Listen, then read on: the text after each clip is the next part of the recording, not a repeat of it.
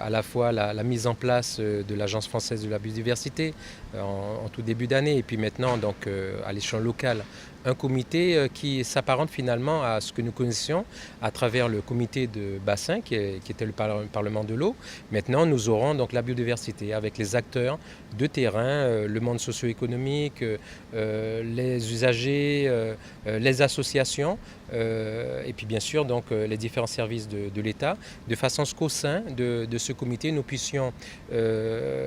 aborder toutes les questions transversales de l'eau, de la biodiversité, mais surtout des cadres de vie de nos populations, puisque c'est ce qu'elles demandent, tout simplement un avis éclairé pour faire en sorte que notre Guyane puisse aussi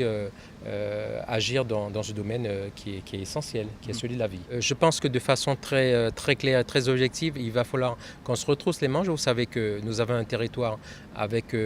beaucoup de potentiel, mais aussi donc des stratégies à mettre en place sur l'ensemble du territoire. Ça a d'ailleurs été rappelé par un de nos collègues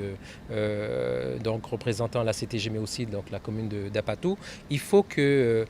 notre territoire, qui est finalement des territoires, puisse vraiment faire parler de lui et faire en sorte que cette problématique donc, de développement social, de développement sociétal, développement humain prenne sens à travers une instance qui reste une instance consultative où presque tout peut se dire sans aucune difficulté.